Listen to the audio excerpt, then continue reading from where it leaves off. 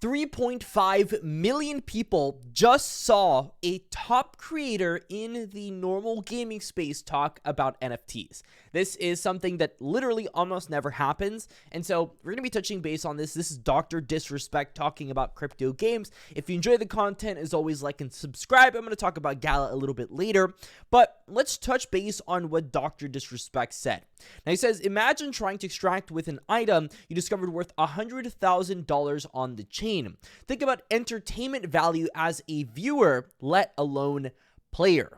A new PvP experience is upon us. The concept of digital collectibles in an online game is exciting to Dr. Disrespect. He's been playing golf lately because that's how bored he is of FPS games right now and the innovation in the industry, especially an extraction type of game. People saying scam and are just brain dead headline followers. Same people that spend a ton on skins for an annual release game. Same skins everyone has too. And then Brandon saying, NFT and blockchain gaming. It's funny because he said, right here, I thought you were better than that. Was looking forward to your game. Should have known better when you dropped exclusive NFT tokens for it. And Dr. Disrespect saying, what an idiot. So I love this. I think it makes a lot of sense. This is the thing people keep missing out on. Guys, this is like not about extracting money from people. This is about creating a more friendly gaming space for people that want to get into this industry.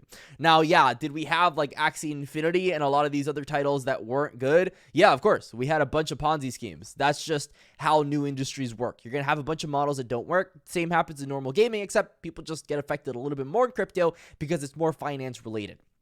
However, Dr. Disrespect here kind of telling people that, it's very simple. If you can find an item on chain and have the ability to sell it, especially for things like on annual release games, it's going to be awesome. For example, Growlix is saying, I don't understand the value of having a digital item being stored client-side on a blockchain versus an item being stored server-side. Do you think you could elaborate on why the value of blockchain items exceeds traditional means? And then Dr. Disrespect is saying multiple game platform functionality. Imagine having a digital collectible that has functionality in a completely different game that comes out 7 years later. So he's absolutely on point. He's got the vision for Web3 gaming, and I think this is a no-brainer. I feel like it's the next generation. I've spoken to Gala before, and their headlines are kind of like, we understand that people were really hyped in free-to-play games back then. We're just going to make it better. That's all we're going to be doing. So that's why I'm always very excited to cover Gala games all the time. These guys have free games that you can play, like tavern games on Mirandus, that you can participate in these ecosystems. They have all kinds of regular social media campaigns, like on Spider Tanks, and I'm always excited to cover them. Check this out. This guy always keeping it classy. They're supporting their creators. There's not a lot of us out there.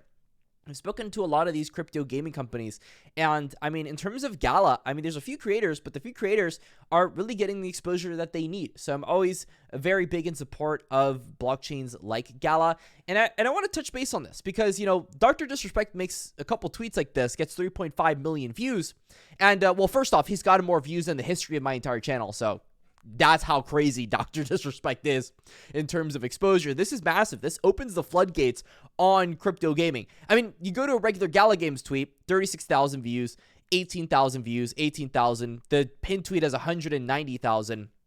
A single tweet from this guy has metric tons more influence than we could ever fathom, especially considering he's a very influential person in the regular gaming sphere. I watch this guy's content all the time, so I could really relate to Dr. Disrespect when I see this kind of stuff. And Gala's doing the exact same thing. They're seeing the value in the space. They're building in the space. And here's something I can give to you guys. By the way, my hair was a mess that day.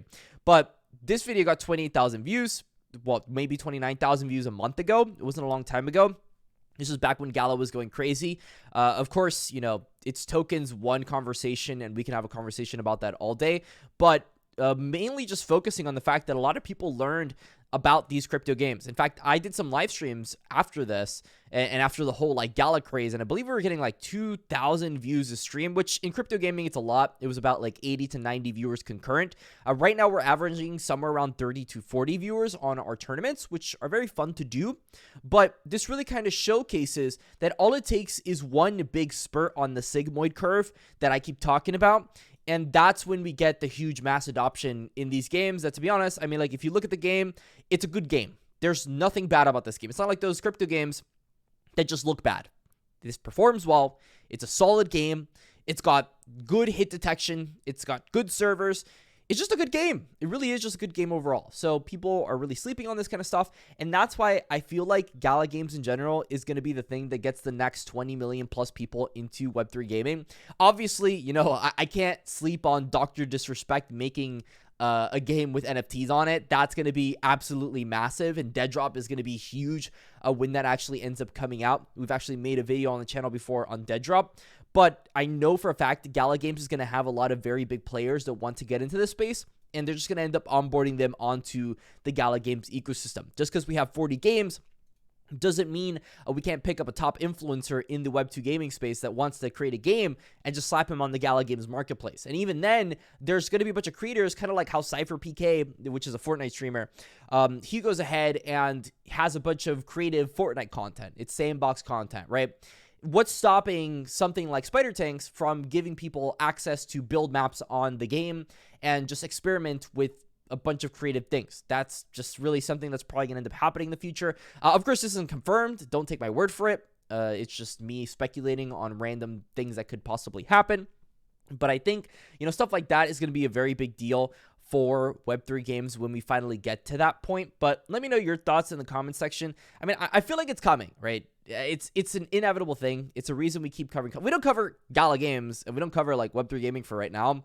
We cover Web3 gaming because we know what's coming in a year or two from now. So let me know your thoughts in the comment section. Stay safe, stay classy, and that's all.